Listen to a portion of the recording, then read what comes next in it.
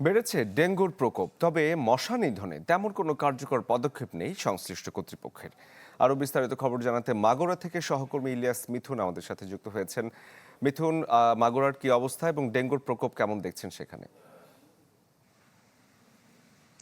ধন্যবাদ শরীফ। মাগুরাতে কিন্তু খুব প্রকট আকারে ডেঙ্গু ধারণা করলেও প্রতিনিয়ত প্রাপ্তবয়স্ক এবং শিশু রোগী হাসপাতালে ভর্তি হচ্ছে। তাই ডেঙ্গু আগামীতে মহামারী আকার ধারণ করতে পারে বলে অনেকেই ধারণা করছে। তবে মাগুরাতে কিন্তু এই মশক নিধনের কোনো কার্যক্রম চোখে পড়েনি। বিশেষ করে পৌরসভার মধ্যে আমরা দেখেছি যে কোনো ধরনের মশক নিধনের ঔষধ ছিটানো হয়নি, যার ফলে সাধারণ যারা বাসিন্দা আছে তারা কিন্তু বলছেন আসলে ডেঙ্গু কিন্তু মারাত্মক আকার ধারণ করতে পারে। তো আমি একটু কথা বলতে চাচ্ছি মাগুরার একজন পৌরবাসীর সাথে। আচ্ছা, আপনারা কি মশক নিধনের কোনো কার্যক্রম এখানে দেখেছেন? না, আমরা বিগত ৩-৪ মাস এই ওষুধ, মশার ওষুধ যে দেয় এটা দেখিনি। আমাদের এখানে আমরা এই বেহাল অবস্থায় আছি।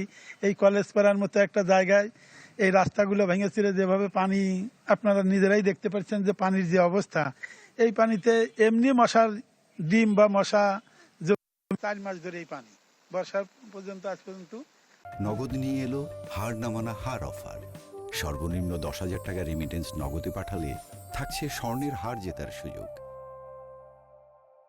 আমাদের মশার কোনো ই নাই, এবং পৌরবাসী থেকে আমরা কয়েকবার বলছি যে এই রাস্তায় যে ভাল্বগুলো লাগানো হয় সরকারিভাবে, এই ভাল্ব। দর্শক যেমনটি শুনছিলেন, আসলে আমরা দেখেছি যে রাস্তার পাশে একদম স্থির স্বচ্ছ পানি জমে রয়েছে।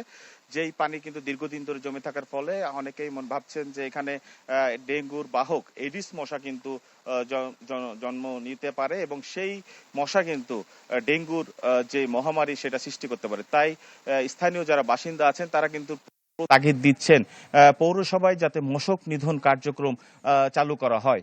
তাছাড়াও এই যে বাসাবাড়ির আশপাশে যেসব জায়গা আছে এখানে নোংরা পানির বোতল, ডাবের খোসা এসব পড়ে থাকে, এখানে কিন্তু ডেঙ্গুর উৎপত্তি হচ্ছে।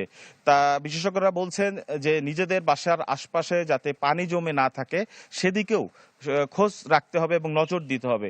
সব মিলে আসলে মাগুরা মানুষ যারা আছেন তারা মনে করছেন যে অতি সত্বর যদি এই মশক নিধন কার্যক্রম চালু না করা হয় তাহলে কিন্তু সামনের দিনে ডেঙ্গু প্রকোপ আকার ধারণ করতে পারে। এই ছিল মাগুরা থেকে ডেঙ্গুর সর্বশেষ তথ্য। মিথুন, ধন্যবাদ আপনাকে।